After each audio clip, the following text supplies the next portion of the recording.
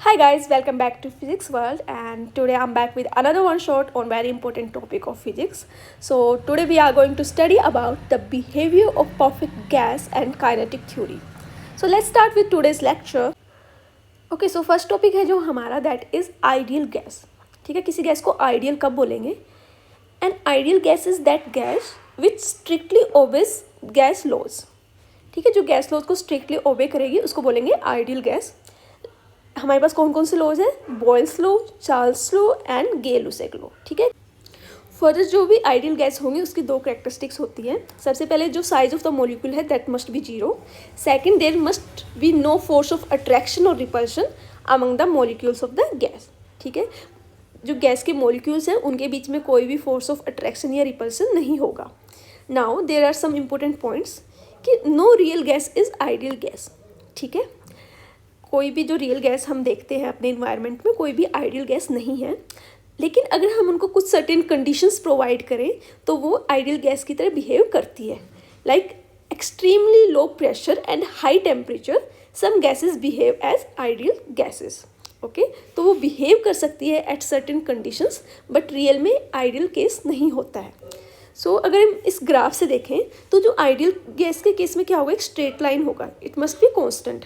But जो real gases है वो एक कर्व नेचर को शो करती है. बट अगर हम इसको हाई टेम्परेचर और लो प्रेशर की कंडीशन देंगे तो इसका बिहेवियर है जो आइडियल गैस की टुवर्ड्स शिफ्ट हो जाएगा. Okay, so next is equation of state for an ideal gas. तो इक्वेशन ऑफ स्टेट बेसिकली एक इक्वेशन है जो रिलेट करती है प्रेशर को, वॉल्यूम को, टेम्परेचर को और अमाउंट ऑफ गैस को. ठीक है, तो बेसिकली ये कंप्लीट थर्मोडायनेमिक स्टेट को डिस्क्राइब करती है. और यहाँ पे जो आर है that is equal to N के बी. एन है जो एवोगाड्रो नंबर है हमारा और के बी इज बोल्ट्जमैन कांस्टेंट है. ठीक है, आर यहाँ पे हमारा गैस कांस्टेंट है. तो अगर हमारे पास एन नंबर ऑफ मोल्स है तो हमारी जो इक्वेशन बन जाएगी that will be P V equal to N R T. So this is very important equation for an ideal gas. Okay, so जो नेक्स्ट है topic that is gases laws. So we will discuss about some important ideal gases law. सबसे पहले है Boyle's law. Boils law में है temperature will be constant. ठीक है, अगर टेम्परेचर कांस्टेंट हो गया तो आइडियल केस की जो इक्वेशन है P V equal to N R T. अब एन और आर पहले से कांस्टेंट है, टेम्परेचर हमने कांस्टेंट ले लिया, so P V will be constant. P V constant है तो क्या लिख सकते हैं, P one V one equal to P two V two और P is inversely proportional to volume. ठीक है, और अगर हम ग्राफ ड्रॉ करेंगे between pressure and volume at constant temperature so it will be like this. So second is Charles law. Charles law में क्या होगा, प्रेशर कांस्टेंट होगा हमारा. बॉयल्स लॉ में टेम्परेचर कांस्टेंट था, चार्ल्स लॉ में प्रेशर कांस्टेंट है. अब अगर प्रेशर कांस्टेंट है तो हमारे पास so P V equal to N R T. अब प्रेशर कांस्टेंट है एंड आर कांस्टेंट है तो V by T will be constant. ठीक है, so V one by T one equal to V two by T two. तो अगर v is directly proportional to temperature और जो ग्राफ होगा वॉल्यूम और टेम्परेचर में it will look like this. ठीक है, now third is Gay-Lussac's law. इसमें क्या होगा, वॉल्यूम कांस्टेंट होगा. सबसे पहले टेम्परेचर कांस्टेंट था, फिर प्रेशर कांस्टेंट है, अब थर्ड में क्या है, वॉल्यूम कांस्टेंट है. तो उसका मतलब p by T will be constant और we can say P one by T one equal to P two by T two या फिर p is directly proportional to temperature. So the graph between pressure and temperature will look like this at constant volume. So next is Avogadro's law. Avogadro's law में क्या है, pressure, temperature, volume तीनों को constant लेना है and n1 will be equal to n2. इसका मतलब क्या है कि equal volume of gases at constant pressure and temperature contain equal number of molecules, right? Now next is Gram's law of diffusion. तो Gram's law of diffusion में क्या है, तो here R1 by R2 is equal to square root of rho two by rho one. R यहाँ पर क्या है, rate of diffusion and rho is density of gas. So जो रेट ऑफ डिफ्यूजन है that is inversely proportional to square root of density. Okay, so next is Dalton's law of partial pressure. So Dalton's law of partial pressure के according क्या है कि अगर हम कुछ gases को मिक्स कर दें और उनका जो इंडिविजुअल प्रेशर है that is P1, P2, P3, so जो टोटल प्रेशर होगा मिक्सचर ऑफ गैस का that will be equal to sum of their partial pressure. Okay, next topic is assumptions of kinetic theory of gases. जो kinetic theory of gases है उसके कुछ assumptions हैं, so one by one हम study करेंगे. So first is a gas consist of a very large number of molecules. सो किसी भी gas में जो नंबर ऑफ मॉलिक्यूल्स होते हैं वो काफ़ी ज़्यादा होते हैं. Okay, and these molecules are assumed to be a perfect elastic sphere. Okay, so जो भी गैस का मॉलिक्यूल होगा उसको हम एक परफेक्ट इलास्टिक स्फीयर मान के चलते हैं, and they are very large in number. Second is the molecules of a gas are in state of random thermal motion. So these molecules they are in continuous random thermal motion. Okay, वो rest पर नहीं है, they keep on moving. Third is the size of gas molecules is very small as compare to distance between them. कि जो gas के molecules हैं उनके बीच में जितना डिस्टेंस है दैट इज़ वेरी लार्ज, जो कि खुद मॉलिक्यूल का साइज है. तो मॉलिक्यूल का साइज हम लेके चलते हैं अप्रोक्सीमेट 2 एंगस्ट्रॉम. ओके, एंड जो डिस्टेंस है इन दोनों मॉलिक्यूल्स के बीच में या किसी भी दो मॉलिक्यूल्स के बीच में वो होता है approximate 20 angstrom. So that is very large. Fourth is the molecule do not exert any force of attraction or repulsion on each other except during collision. कि जो गैस के मॉलिक्यूल्स हैं वो आपस में कोई भी फोर्स एक दूसरे पर एक्जर्ट नहीं करते हैं एक्सेप्ट अगर उनके बीच में कोई कोलिजन हो. अब कोलिजन होगा तब तो फोर्स लगेगा ही, ठीक है, otherwise there is no force. Fifth is the collisions of molecules with themselves and with the walls of the vessel are perfectly elastic. अब हमने स्फीयर को क्या माना है, जो गैस मॉलिक्यूल्स हैं उनको क्या माना है, परफेक्ट इलास्टिक स्फीयर. और जब ये इलास्टिक स्फीयर आपस में कोलाइड करते हैं या फिर जो जिस कंटेनर में हमने इस गैस को रखा है उसके वॉल के साथ जो ये कोलाइड करेंगे तो जो कोलिजन होगा that will be perfectly elastic. अब इलास्टिक से क्या मतलब है, इसमें जो लीनियर मोमेंटम है, काइनेटिक एनर्जी है एंड टोटल एनर्जी वो क्या रहेगी, कंजर्व रहेगी, ना कोई लॉस होगा ना कोई गेन होगा, right. Sixth is the molecular density is uniform through out the gas. जो गैस के मोलिक्यूल्स की डेंसिटी है वो यूनिफॉर्म है, ये नहीं है कि एक जगह पे काफ़ी सारे मोलिक्यूल्स है और एक जगह पे कुछ भी नहीं है, ठीक है. सो जो they are uniformly spread. Next is a molecule moves along a straight line between two successive collision. किसी भी दो सक्सेसिव कोलिजन के बीच में जो मॉलिक्यूल है वो एक स्ट्रेट लाइन कवर करेगा, ठीक है, और इसको बोलते हैं हम mean free path. So it is the average straight distance covered between two successive collisions.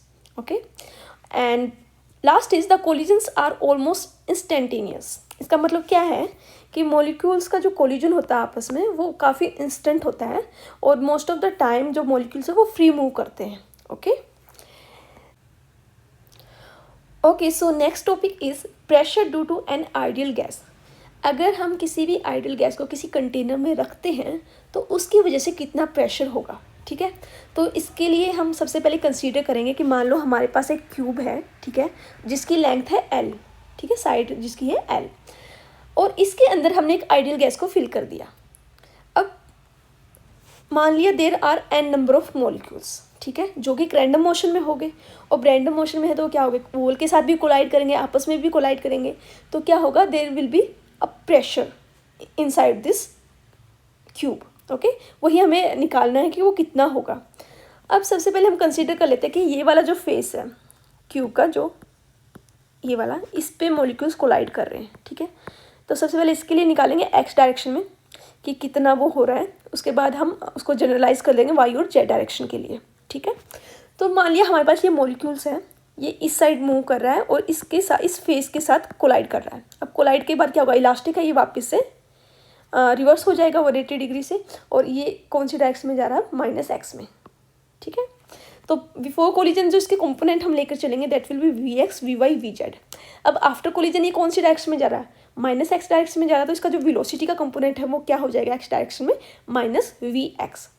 अब लीनियर मोमेंटम में कितना चेंज आया इस मॉलिक्यूल के, वो क्या होगा, final momentum minus initial momentum. अब मोमेंटम क्या होता है, मास इंटू वेलोसिटी. तो जो फाइनल वेलोसिटी है वो क्या है, -Vx. So it will B -mvx. तो टोटल कितना आ जाएगा, -2mvx, ठीक है. अब जो लीनियर मोमेंटम कंजर्व होता है किसमें, इलास्टिक कोलिजन में. तो जितना मॉलिक्यूल्स का मोमेंटम चेंज हुआ है उतना ही वॉल का मोमेंटम चेंज होगा, ठीक है. तो अगर हम principle of conservation of linear momentum apply करते हैं तो we can say momentum imparted to wall of cube कितना होगा, 2mvx, ठीक है. So this is change in momentum, delta p equal to 2mvx। अब फोर्स क्या होता है, rate of change of linear momentum. तो यहाँ पर डेल्टा पी की वैल्यू हम पुट कर देंगे 2mvx by delta T. Delta T क्या है, time taken during this collision process. अब इसने क्या किया, पहले ये इस साइड गया ना, तो एल डिस्टेंस इसने ऐसे कवर किया, हम ओरिजिन से कंसीडर करते हैं कि ओरिजिन से ही चला है, ठीक है। तो यहाँ से चला तो एल डिस्टेंस इसने जब कोलाइड करने के लिए जा रहा था तब कवर किया, जब कोलिजन के बाद ये वापस आया तो एल डिस्टेंस इसने तब किया। तो टोटल टाइम कितना इस प्रोसेस में होगा, टोटल डिस्टेंस होगा 2l divided by velocity. Velocity कितनी है, vx, ठीक है। तो यहाँ से हमने कैलकुलेट कर लिया कि delta T will B 2l by vx। इस वैल्यू को इसमें पुट कर देंगे तो हमारे पास जो फोर्स के लिए एक्सप्रेशन आ जाएगा that will be equal to mvx² by l। अब फोर्स के लिए हमने निकाल लिया, तो प्रेशर क्या होता है, फोर्स अपॉन एरिया। अब जो हमने क्यूब का फेस माना है उसका एरिया कितना होगा, एक स्क्वायर की तरह काम करेगा, एल इधर एल डायरेक्ट, तो एल स्क्वायर हो जाएगा। तो यहाँ पे एरिया की वैल्यू पुट कर देंगे तो यहाँ से हमारे पास प्रेशर के लिए एक्सप्रेशन आ जाएगा फॉर दिस एक्स डायरेक्शन, ठीक है। अब एल क्यूब क्या होगा, वॉल्यूम होगा, वॉल्यूम ऑफ क्यूब क्या होगा, साइड का क्यूब होता है, तो इसकी जगह हम वॉल्यूम पुट कर देंगे। और अगर हम तीनों डायरेक्शन की वेलोसिटी के लिए इस एक्सप्रेशन को जनरलाइज करेंगे तो हम क्या लिखेंगे, v² होगा vx² plus vy² plus vz², और तीनों कंपोनेंट क्या होते हैं, इक्वल होते हैं। तो यहाँ से हमारे पास vx² की वैल्यू आ जाएगी v²/3, इसको यहाँ पर पुट कर देंगे, ठीक है। ये हमने एक सिंगल मॉलिक्यूल के लिए निकाला है। अगर हमें n मॉलिक्यूल्स के लिए निकालना है तो हम इसको कैसे लिखेंगे, this will be the expression, क्योंकि हर डिफरेंट मॉलिक्यूल की डिफरेंट वेलोसिटी होगी। तो उसके लिए हम क्या करेंगे, नेक्स्ट n से मल्टीप्लाई n से डिवाइड। अब जब n से डिवाइड करेंगे तो ये वाला जो लास्ट वाली टर्म है v1² plus v2² up to vn² divided by n, इसको हम लिख सकते हैं vrms², ठीक है। अब जो ये mass into number of molecules है mn, इसको कैपिटल M लिख सकते हैं, दैट इज़ टोटल मास। एक मॉलिक्यूल का मास अगर m है तो n मॉलिक्यूल्स का कितना हो जाएगा, m into n, capital M, ठीक है। और मास डिवाइडेड बाय वॉल्यूम, तो इसको लिख सकते हैं density. So this is the expression of pressure in the form of density. अब प्रेशर का हमने निकाल लिया, अब हमें लिखना है काइनेटिक एनर्जी। काइनेटिक एनर्जी क्या होती है, हाफ mv²। सिमिलरली इसमें भी अगर n मॉलिक्यूल्स के लिए निकालना है तो ये वाला एक्सप्रेशन हो जाएगा। पर यूनिट वॉल्यूम है तो वॉल्यूम से डिवाइड करेंगे, mn को कैपिटल M लिख देंगे, m/v को हम लिख सकते हैं डेंसिटी। तो ये डेंसिटी की फॉर्म में हमारे पास एनर्जी का एक्सप्रेशन है। अब हम क्या करेंगे, इस प्रेशर को और एनर्जी का इनका रेशो लेंगे। तो जो प्रेशर कैसे रिलेटेड है काइनेटिक एनर्जी से, P is equal to 2/3 E, ठीक है। This is the relation between pressure and the kinetic energy of an ideal gas. So next topic is average kinetic energy per molecule of the gas, ठीक है। अभी हमने kinetic energy का देखा था just, अब देखेंगे हम एवरेज काइनेटिक एनर्जी। सो हमें पता है कि जो मास होता है वो क्या होता है, एक सिंगल मॉलिक्यूल का मास इंटू में टोटल नंबर ऑफ मॉलिक्यूल्स, और हम लेके चल रहे हैं Avogadro number of molecules. So total complete mass कितना हो जाएगा, small m into Na। Now अब प्रेशर का फॉर्मूला हमने निकाला है पीछे, ठीक है, उसको लिखेंगे। अब v को क्या करेंगे, हम लेफ्ट साइड में ले जाएंगे। सो PV will be equal to this, और हमें पता है आइडियल गैस की इक्वेशन क्या होती है, PV इक्वल टू RT। तो इन दोनों से लेफ्ट साइड इक्वल है तो राइट साइड को भी इक्वल रख सकते हैं, ठीक है। R जो गैस कांस्टेंट है वो किसके इक्वल होता है, Avogadro number into Boltzmann constant, ठीक है। Na से Na कैंसिल हो जाएगा बोथ साइड। सो यहाँ से हमारे पास आ जाएगा average kinetic energy per molecule कितना है, half mv/ms² is equal to 3/2 kBT। तो यहाँ से हमारे पास Vrms की वैल्यू आ जाएगी, जिससे पता चलता है कि जो Vrms है वो डायरेक्टली प्रोपोर्शनल है स्क्वायर रूट ऑफ टेम्परेचर के, ठीक है। Now next is Maxwell speed distribution. तो इसमें क्या है, ये हमारा जो प्रोबेबिलिटी डिस्ट्रीब्यूशन फंक्शन है, इसके अकॉर्डिंग ही हम ये वैल्यूज़ निकालते हैं। तो हमारे पास 3 टाइप्स की स्पीड है। रूट मीन स्क्वायर स्पीड, जिसका फॉर्मूला है Vrms equal to root of 3 kBT divided by mass, ठीक है।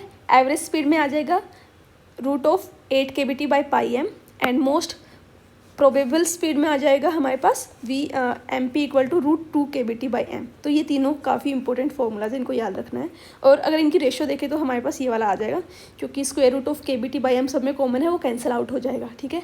और अगर इनकी वैल्यू को कंपेयर करें तो सबसे ज़्यादा वैल्यू किसकी होती है, Vrms की, देन V एवरेज। तो सबसे कम कौन सा है, मोस्ट प्रोबेबल, ठीक है। सो next is degree of freedom. Degree of freedom क्या है, बेसिकली किसी भी सिस्टम को फुली डिस्क्राइब करने के लिए हमें कितने नंबर ऑफ कोऑर्डिनेट्स की रिक्वायरमेंट है उसको बोलते हैं डिग्री ऑफ फ्रीडम। इसके लिए फॉर्मूला क्या है, F is equal to 3n - k। N क्या है यहाँ पर, नंबर ऑफ मॉलिक्यूल्स, और k है number of constraints, and F is number of degree of freedom. अब डिफरेंट सिस्टम के लिए हम निकालेंगे। सबसे पहले हमारे पास है मोनो एटॉमिक गैस। अब मोनो एटॉमिक गैस में नंबर ऑफ एटम्स कितना होगा, 1, बिकॉज मोनो एटम है, राइट, एक ही सिंगल एटम है और इसमें कोई भी कंसनट्रेट्स नहीं है, तो फ्रीडम कितना आ जाएगा, number of degree of freedom 3। So 3 translational degree होती है मोनो एटॉमिक गैस के लिए।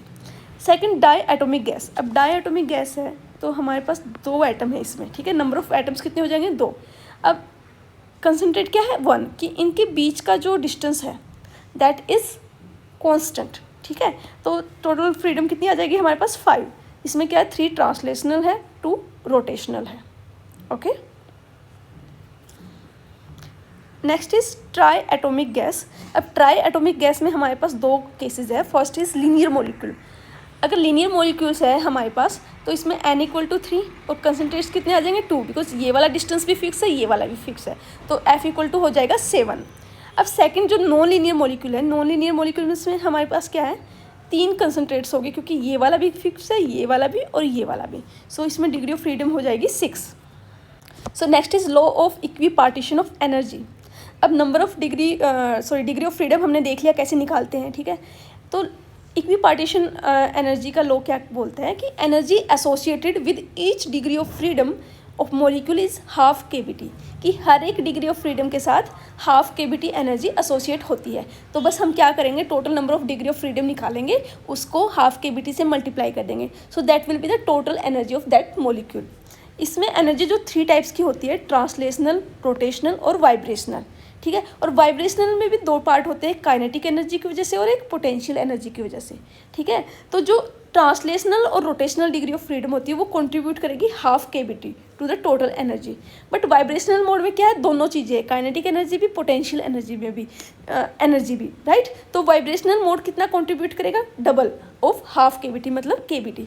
तो अगर कोई भी वाइब्रेशनल मोड होता है किसी मॉलिक्यूल का, तो वो KBT एनर्जी को कंट्रीब्यूट करेगा। बट अगर मोड है ट्रांसलेशनल और रोटेशनल तो वो कितनी करेगा, half KBT। Next is specific heat capacity. तो इसकी वैल्यू निकालेंगे हम सबसे पहले मोनो एटॉमिक गैसेस के लिए। तो जो एनर्जी होती है that equal to F/2 RT, this is the formula, ठीक है। R है यहाँ पर गैस कांस्टेंट।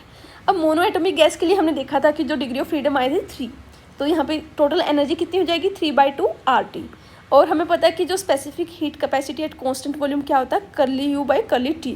इसका डेरिवेटिव करेंगे टेम्परेचर के साथ, so this will be equal to 3/2 R। अब हमें Cp पता है तो Cp हम इस मेयर फॉर्मूला से निकाल सकते हैं, ठीक है। तो यहाँ से हम Cp निकालेंगे, Cp is equal to 5/2 R। और गामा क्या होता है, Cp/Cv, ठीक है। सो 5/3, तो ये हमारे पास आ गया। So this was all for the mono atomic gas. अब सिमिलरली हम डाई एटॉमिक गैस के लिए निकाल सकते हैं। अब डाई एटॉमिक गैस के लिए हमने F5 निकाला था, सो U will be 5/2 RT। Similarly Cv क्या हो जाएगा, 5/2 R। Cp हो जाएगा R, इसमें ऐड कर देंगे, ठीक है, तो 7/2 R। और गामा क्या होगा, Cp/Cv, so this will B 7/5। सो हम ऐसे निकाल सकते हैं। अब ये केस था अगर ये रिजिड रोटेटर है डायटोमिक गैस में, ठीक है, तो 5 होगा। बट अगर ये रिजिड रोटेटर नहीं है तो उसका मतलब क्या है, वहाँ पे वाइब्रेशनल मोड भी एग्जिस्ट करेगा, ठीक है। तो वाइब्रेशनल मोड में अब क्या होता है, 2 हो गए, काइनेटिक एनर्जी भी होगा, पोटेंशियल एनर्जी भी होगा। सो this will B 7/2 RT। Cp हो जाएगा 9/2 RT और गामा विल बी 9/7, ठीक है। अब इस केस में क्या था, ये रिजिड रोटेटर नहीं था, मतलब ये वाइब्रेट भी कर सकता है। Last is for try atomic gases. Try atomic में भी हम लीनियर मॉलिक्यूल के लिए हमारे पास F7 था, तो यहाँ से हमारा आ जाएगा U 7/2 RT। Cv निकाल सकते हैं, सिमिलरली Cp निकाल सकते हैं और गामा निकाल सकते हैं। अब नॉन लीनियर मॉलिक्यूल के लिए F6 था, ठीक है, तो यहाँ से U आ जाएगा, Cv आ जाएगा, Cp और gamma. So these are the values. हमें जस्ट पता होना चाहिए निकालना कैसे, तो हम सारी वैल्यूज़ हर एक केस के लिए निकाल सकते हैं। अब गामा और F में क्या रिलेशन है, so gamma is equal to 1 + 2/F। तो अगर हमें F पता है तो हम डायरेक्ट गामा निकाल सकते हैं। अब लाइक मोनो एटॉमिक गैस के लिए F3 होता है, तो यहाँ पे अगर 3 पुट करेंगे सो गामा विल बी 5/3, और ये हमने यहाँ से निकाला है, right. So this relation is quite important, तो हमें ये याद रखनी है। So next topic is mean free path. So it is the average distance traveled by molecule between two successive collision. Okay, so इसके लिए एक्सप्रेशन हमें निकालना है. Let us consider D is the diameter of each molecule of gas. ठीक है, हर एक molecule का जो डायमीटर है वो कितना है, डी है. अब मान लेते हैं कि जो number of molecules per unit volume है that is equal to small N, and जो वी है that is speed of molecule. ठीक है, अब मानिए सारे मोलिक्यूल्स बाकी के जो रेस्ट पर है और एक सिंगल ये मोलिक्यूल डी डायमीटर के साथ वी स्पीड से मूव कर रहा है. ठीक है, अब क्या होगा, टी टाइम में ये मोलिक्यूल कितना डिस्टेंस ट्रैवल करेगा, that will be equal to speed into में time. So V T will be the distance जो ये टाइम टी में ट्रैवल करेगा. अब ये क्या करेगा, it sweeps out a cylindrical volume of radius D and length we T. ठीक है, कि इस वॉल्यूम में के विदिन अगर कोई मॉलिक्यूल आया उससे ही ये कोलाइड करेगा. ठीक है, तो ये क्या करेगा, डी रेडियस का एक सिलेंड्रिकल वॉल्यूम को ट्रेस करेगा. ठीक है, जिसकी लेंथ कितनी होगी, वी टी, और रेडियस होगी डी. कि अगर विद इन दिस वॉल्यूम अगर कोई मॉलिक्यूल आता है तो वो इससे कोलाइड करेगा. सो जो सिलेंडर का वॉल्यूम कितना हो जाएगा, वॉल्यूम क्या होता है, पाई आर स्क्वेयर एच. तो पाई आर क्या है यहाँ पे, डी है. ठीक है, डी स्क्वेयर एच वॉल्यूम कितना है यहाँ पे, सॉरी एच क्या है यहाँ पे, लेंथ. तो वो कितनी है हमारे पास, वी टी. सो वॉल्यूम कितना हो जाएगा इस सिलेंडर का, पाई डी स्क्वेयर वी टी. अब हमें पता है कि एन क्या है, नंबर ऑफ मॉलिक्यूल्स पर यूनिट वॉल्यूम. तो इतने वॉल्यूम में कितना हो जाएगा टोटल नंबर ऑफ मॉलिक्यूल्स, इसको हम एन से मल्टीप्लाई कर देंगे. ठीक है, क्योंकि स्मॉल एन क्या है, यूनिट वॉल्यूम में कितने नंबर ऑफ मॉलिक्यूल्स है, और अब अगर इस वॉल्यूम में कितने नंबर ऑफ मॉलिक्यूल्स होंगे तो उसके लिए हम इसको एन से मल्टीप्लाई कर देंगे. ठीक है, अब ये कितने होंगे, total number of molecules with in this volume. तो नंबर ऑफ कोलिजन पर सेकंड कितना होगा, इसको टी से डिवाइड कर देंगे. तो इतने नंबर ऑफ कोलिजन्स हो रहे हैं एक सेकंड में. और ये क्या होगा फिर, फ्रीक्वेंसी को रिप्रेजेंट करेगा. और टाइम क्या होगा फिर, फ्रीक्वेंसी का इन्वर्स. ठीक है, 1/f. अब यहाँ से हमारे पास आ गया average time between two successive collision. अब मीन फ्री पाथ क्या है, मीन वेलोसिटी इनटू में टाइम. तो वेलोसिटी v है, टाइम की वैल्यू यहाँ से पुट कर देंगे. तो हमारे पास जो फ्री पाथ है that is represented by lambda, तो वो आ जाएगा 1/n पाई डी स्क्वायर. अब हमने यहाँ पे कंसीडर किया था कि हमारा सिंपल एक मॉलिक्यूल मूव कर रहा है और बाकी सारे रेस्ट पर है. बट एक्चुअल में क्या होता है, सारे मॉलिक्यूल्स रैंडम मोशन में होते हैं. तो मोर एग्जैक्ट जो इसका फॉर्मूला होगा दैट विल बी, इसको हम स्क्वायर √2 से डिवाइड करेंगे. ठीक है, तो यहाँ से ये आ जाएगा. अब नेक्स्ट हमें पता है कि जो आइडियल गैस के लिए इक्वेशन क्या होती है, P V equal to N के बी टी. तो अगर हम इसको प्रेशर और टेम्परेचर के फॉर्म में लिखेंगे तो एन की जगह क्या लिख देंगे, P/kBT. तो this is the mean free path in the form of temperature and pressure. तो कई बार एग्जाम में आ जाता है कि जो हमारा मीन फ्री पाथ है that how it is related to temperature and pressure. So this is the final expression. Now Brownian motion, this is last topic. So Brownian motion क्या होता है, it is zigzag motion of particles in fluid. किसी भी fluid में अगर हम कुछ particles डालेंगे तो वो एक जिगजैग पैटर्न को फॉलो करेंगे. ठीक है, और ब्राउनिन मोशन कब इंक्रीज होगा कब डिक्रीज होगा उसकी कुछ कंडीशंस है. ब्राउनिन मोशन कब इंक्रीज होगा, जब जो size of suspended object that should be smaller. जितना छोटा होगा उतना ज़्यादा मोशन होगा. सेकेंड, जो डेंसिटी ऑफ फ्लूइड जिसमें हम डाल रहे हैं ऑब्जेक्ट को that must B small. Third, temperature of the medium is high, तब भी ज़्यादा होगा. एंड अगर विस्कोसिटी ऑफ मीडियम स्मॉल है तब भी ज़्यादा होगा. ठीक है, ये 3-4 कंडीशंस थी कि कब ब्राउनिन मोशन इंक्रीज होगा कब डिक्रीज होगा. So with this we are done with this chapter kinetic theory of gases. And I hope आप सभी को क्लियर है. अभी जो भी इसमें इंपॉर्टेंट फॉर्मूलाज, टर्म्स, कंसेप्ट थे वो सब हमने डिस्कस कर लिए हैं. And that's all for today. Thank you so much. And if you really like this lecture you can hit the like button and subscribe to this channel for such more fun source on physics topics. And that's all. So thank you so much and bye bye.